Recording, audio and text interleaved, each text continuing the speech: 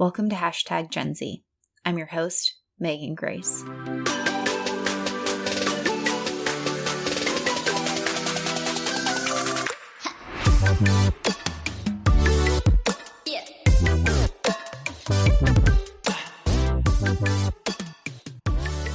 Welcome back. This is episode 16 of #GenZ.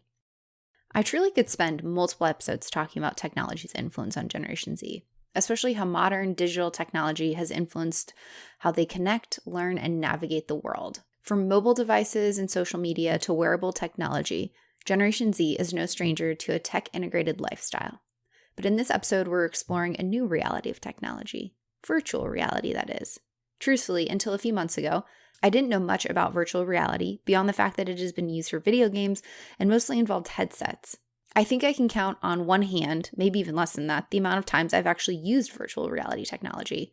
So when I met Avery Wagar at South by Southwest EDU in March, I had a lot of questions, and I'm thankful for his patience in helping me learn more about this new frontier of technology that will certainly influence Generation Z and all generations as technology continues to grow and evolve. Avery Wagar is a sophomore at Ballard High School, where he focuses his studies on computer science and digital filmmaking.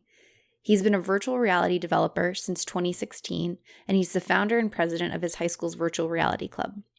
He won the award for Best Overall Engineering Project in 2016 and 2018 for the Seattle Public Schools for his virtual reality astronomy simulator, AstroVR. Avery is not just incredibly skilled in the virtual reality and technology space, he's passionate about helping other young people engage with this technology. He serves as a student representative for the Information Technology Advisory Committee for Seattle Public Schools. He also serves as a virtual reality development instructor for Chick Tech, which is a year-long series of workshops and mentoring opportunities for young women in the Puget Sound area to gain hands-on experience with technology and exploring technology-based careers. I have no doubt in my mind that Avery will utilize technology to build something that changes our world for the good. So I'm excited to have him share his story so we can all learn a little bit more about virtual reality and the technology that Generation Z uses. I'm so excited to welcome my guest today, Avery Wagar. I was so lucky to actually meet Avery at South by Southwest EDU a few months ago, and we just met at one of the opening parties, and he started talking about all the cool stuff that he does in virtual reality. And being someone who thought they knew computers, I was completely wrong until I started talking with Avery, who honestly, we have so much to learn from. And so I'm excited to kick off today's conversation. I'm actually going to turn it over to Avery so he can share a little bit about who he is and what he's doing in this space. So welcome, Avery. Hi, yeah. I started getting into the VR community here in Seattle a couple years ago when I took a Unity 3D course, which Unity is a game engine. And you can use it to create VR experiences, video games, applications, whatever. And after I took the course, they put my little game I made in a couple hours into VR, and it just kind of blew my mind. And from there, I went to a whole bunch of different meetups and met a whole bunch of really cool people in the industry. When I entered high school, I started the VR club at Ballard High School, and that's one of the reasons how I ended up at South by Southwest and met you, Megan. So Avery, you talk about virtual reality technology, and I just want to be completely honest with you. It is still a little bit of a foreign concept to me, and I know that some of my listeners who are educators and people that are of older generations might also feel the same way. So my only experience with virtual reality technology is that I have nephews that are around your same age. You all would actually probably get along really well. They got virtual reality sets for Christmas one year, and they're like, Aunt Meg, put this on. Mostly because I think they wanted to make fun of me. But for us that might not live in this space like you do, what exactly is virtual reality technology? So virtual reality is a subset of extended reality, and that's kind of a classification of immersive technology. Virtual reality is a display form and really a human interface like format where you are more immersed into a virtual space than you would say using a mouse, keyboard, and monitor. And you use HMD, which is a head-mounted display, and it has kind of two lenses, and you get one for each eye, and it kind of lets you really feel like you're in a virtual space. You usually have hand controllers, which lets you interact with virtual objects, and it gives you this feeling of presence, which you can't have in really almost any other format or interaction with a computer. There's a couple others under the extended reality umbrellas, such as augmented reality, where it's more like adding holograms to the space around you, or mixed reality, where you can see parts of your real world in virtual reality. So that's kind of a high level overview of all the different subjects that we might talk about. I wish you could see my face on the other end. I feel like I'm mostly just trying to wrap my brain around all of this, and maybe I just need to hang out with some VR a little bit more. But I guess I just use that old school, old tech, just on a computer kind of reality, and it sounds pretty boring. So you mentioned that you got started in working with virtual reality technology through developing a game. Is that correct? Kind of walk us through your journey with virtual reality technology from the very beginning, if you wouldn't mind. Alright, so I ended up taking that Unity course that I mentioned, and after I'd built a little soccer game, which I controlled with my keyboard, one of my instructors kind of showed me how to put it into a VR world. So I was still using the keyboard, but I had a VR headset, and I was looking around, and I could see the field below me, and the balls moving around as I used the keyboard, and so it gave me this feeling of presence that oh, this is something where I am, I'm right here in my game that I made, and it was something that really it inspired me to go out and kind of see what I could do with this. So I took a couple more classes from those guys, who kind of become a mentor for me now. And so after I took those Unity classes, I ended up at a hackathon, and this hackathon, for those of you who don't know, is a coding competition that tends to last 48 to 72 hours, where people pitch ideas to the rest of the members, and then people form teams and spend their weekend or break building cool apps and games, and then at the end they get judged by industry professionals, and you can win money and gift cards and other things. So I ended up at a VR hackathon, and I had a hard time getting on a team, so I ended up getting on a team with a whole bunch of other students, and we built this cool sword fighting game. And it just really, in 48 hours, especially, and I've been thinking about this for a while, is that we spend a lot of our time kind of learning in school, and it's a really stretched amount of time. You spend 11 years of your life talking about the same four subjects, and when you go to a hackathon, it's like drinking a Red Bull when it comes to kind of the rate that you are learning at, right? And you learn so much so quickly that it's exhilarating. So I've been to about 9 hackathons now, but shortly after my third hackathon, I mentioned my 8th grade year, I started working on a science fair project, and I really wanted to do something with VR. So I went to my science fair teacher, and I asked him if he would be willing to let me build something in VR, and I ended up kind of settling on this idea to build a stardom, which is a tool we kind of use back in my middle school, where you could kind of look at all the stars, and you'd go into this big gray dome. It was kind of cool, but I wanted to build that in VR. So I ended up spending the next 3 months building this VR project, and I ended up winning both my school competition and the district competition. And from there, I met a lot of really cool people who were really excited about VR at the time. And since that was kind of around the end of my school year, I kind of reached out to them, and I did a lot more hackathons that summer, and it was really awesome, and I learned a lot. So then my 9th grade year, when I was starting high school, I started the BVR club at my high school, and it stands for Ballard Virtual Reality. I go to Ballard High School, so it's fitting. And at the BVR club, for the first, I don't know, 3/4 of the year, so most of the year, all we did was talk about VR. We didn't have anything to show for it. I would maybe bring in my personal headset and see if we could get it to work, which was kind of an off chance. And so finally, with the help of my club advisor, who I don't think you met at South by Southwest, but she helped me get some like donations, and we ended up buying a VR capable computer. So from there, we started having VR at more regular meetings, and that kind of attracted, like, the student kind of led portion of the club started attracting people like Oculus, and I can tell you a bit about that later. But I ended up starting in a partnership with Oculus, and I ended up at South by Southwest, and I met you, and Now we're hanging out. We're talking about VR. now here we are.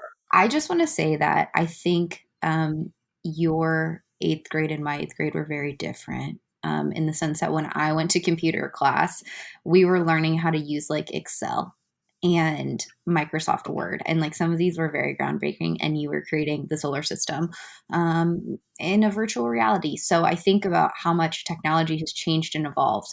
And I'm kind of laughing over here on my end because you're like, yeah, I was learning to code. And I was like, the extent of my coding was on MySpace. Do you even know what MySpace is? Have you heard of I know what MySpace is. Have Yeah. you heard of this?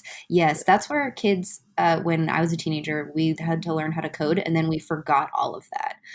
So I always joke when I hear like young people today that are like coding at your age and even younger. And I was like, well, I had to do it because I needed to get my profile in tip top shape. You all are doing it probably to save our world. So different lives. So I love that you have been able to integrate VR into your schooling and really found what I imagine was an extracurricular kind of hobby and passion into what you're doing in school, and that you found support within your high school to pursue this even further. And so I was able to listen a little bit in at your South by session, which I thought was great. But I'd love to talk about how virtual reality has impacted your school experience and specifically learning. Like, how has that broadened what you're able to do in school?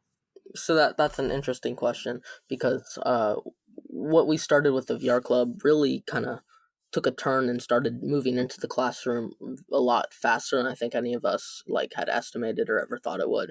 And the funny part of that is that I've only used VR in any of my classes other than computer science once, and that was my history class. But whenever I go into the library, I see uh, Miss Chambers like rallying kids and putting VR headsets on them, and they're using it to like learn content.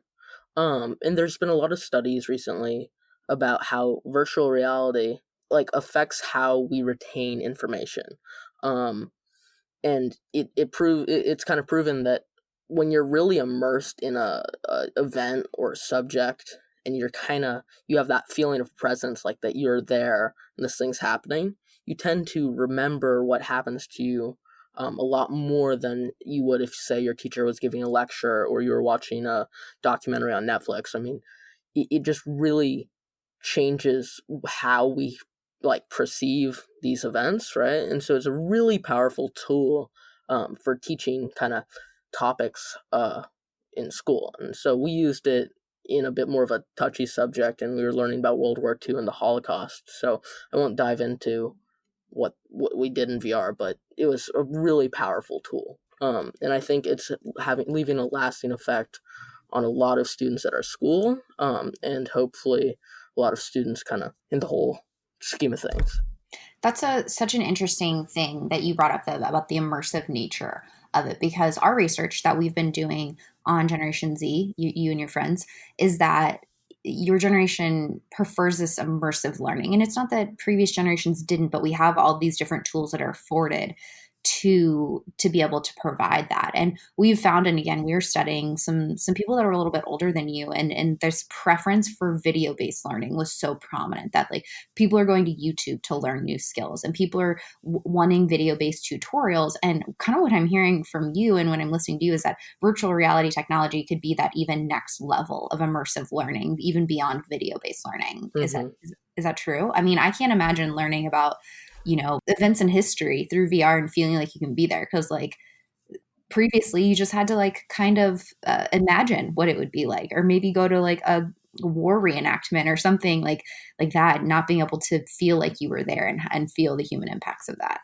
So one of the really cool VR experiences is Google Earth VR, which takes your Google Earth, and then you can really start traveling in VR, and it's really detailed, and you can definitely feel like you're there. And you mentioned historical events, and there's a lot of 360 video which is really prominent on, like you mentioned, YouTube, and kind of like people wanting like video learning, 360 video. A lot of teachers have been making playlists to share with students in the headsets, and there's a lot of like educational content for history with the VR headsets, and you can definitely learn about something a lot faster, and understand kind of those historical events in a much more like prominent and deep way than you would just like with a lecture.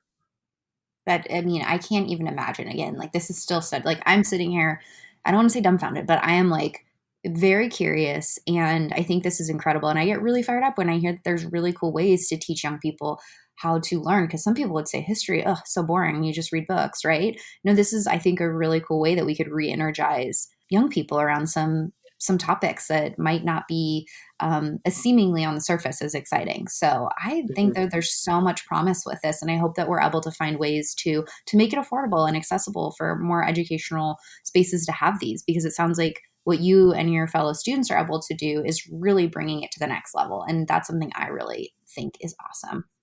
So kudos to you for doing that for your high school and bringing that into kind of the culture. So I'm sure other people are really interested in this. If you had to boil it down, what do you think? You know, we've kind of talked about the immersive learning component of it, but what do you think are some of the biggest benefits of virtual reality technology? So yes, you mentioned the immersion. That's a big one, but the another part of it is kind of, especially for people who haven't done a lot of VR before, is that like when they put on the headset for the first time, there's just a lot of shock and awe that goes on, and people really kind of adapt to it quickly because um, when it comes to like training people to use VR, at least the students, right? I mean, like you mentioned that like you guys were doing Microsoft Word and stuff. You have to learn how to use those tools, but with VR, especially for some of the more intuitive like controllers and ways you can interact with the app, it's just like being there. And so the onboarding process a lot of the time is much more simplified than it would be for trying to make a slideshow in PowerPoint or some of the other tools that are common in like kind of the digital classroom, I guess. And so being able to really quickly have someone be immersed in something is powerful. The ability to have this platform, this medium almost, to have a whole like a wide variety of content across multiple subjects in this kind of similar, if not exactly the same format and way for interacting with them. And it really just brings people kind of into what they're learning because everything feels so natural about it. And I think there's a lot of like applications of XR as well, like including augmented reality for education.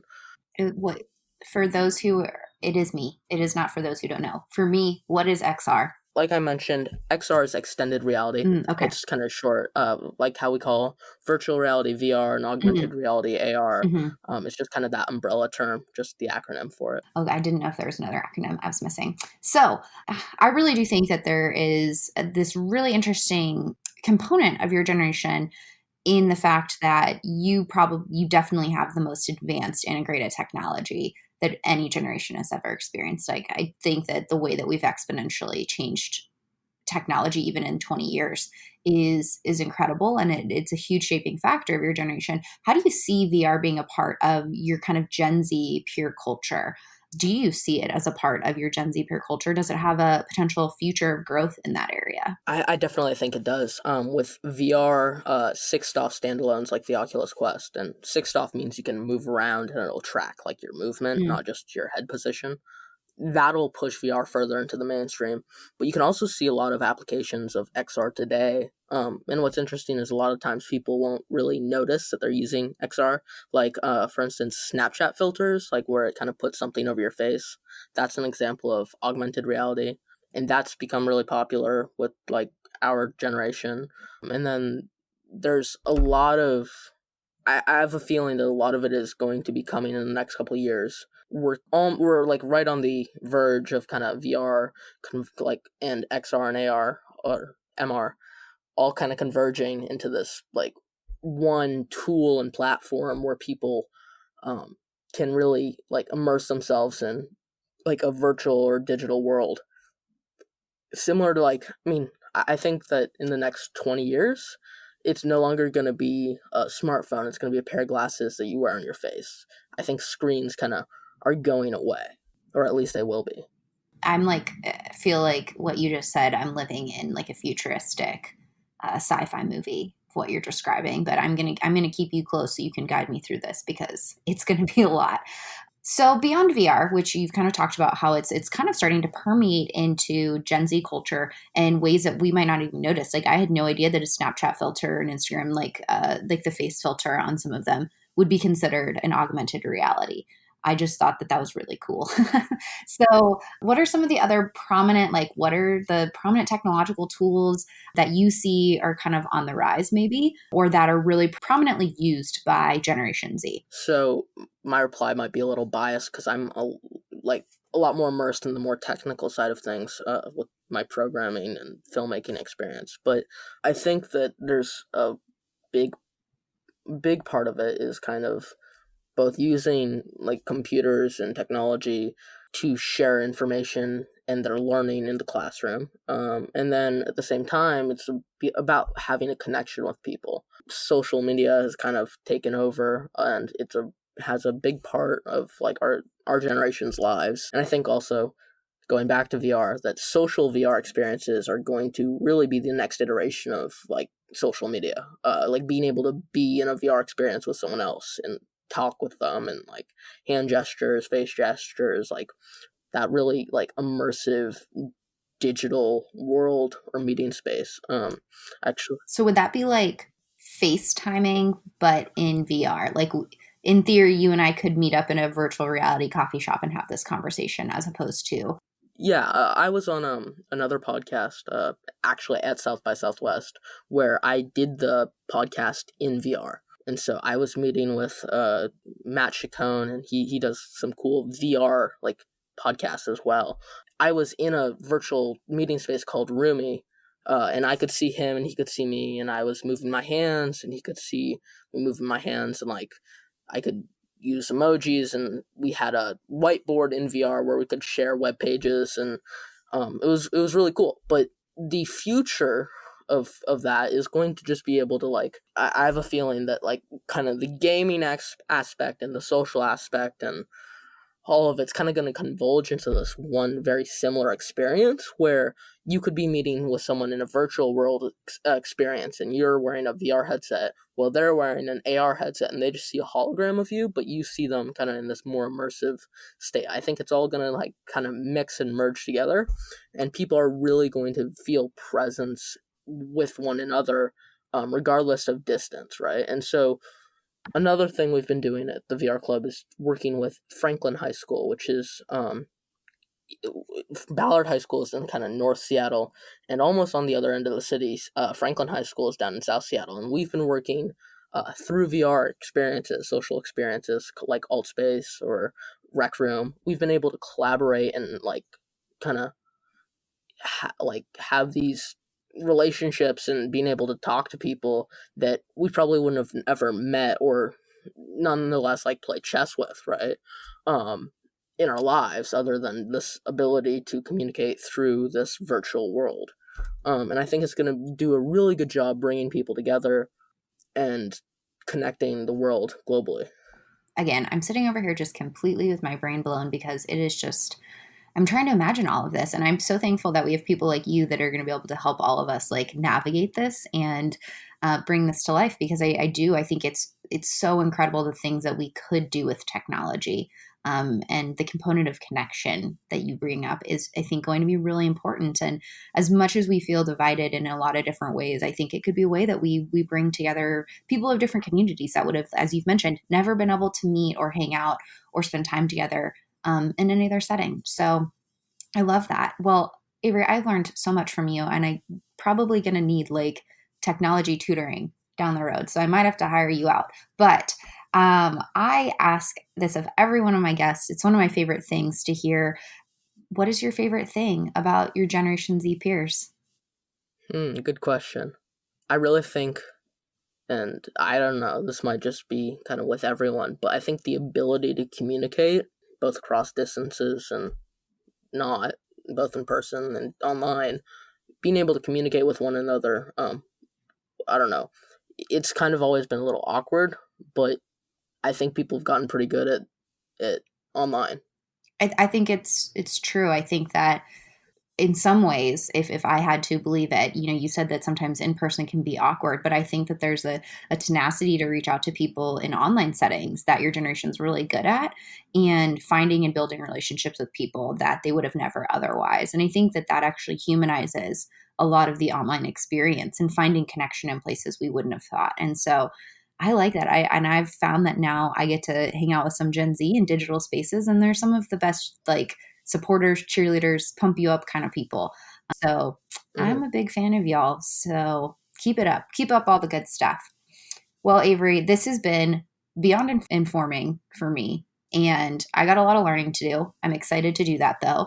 I want to thank you for hopping on, having a conversation, and sharing. Really, you are an expert in this area, and I'm really excited to see not only where you take this within your high school career, but where this takes you in life, and what you're going to do with all of this, because we're going to definitely need technological leaders like you. So thank you so much for being here and sharing a little bit. Thank you, Megan. No, this was awesome.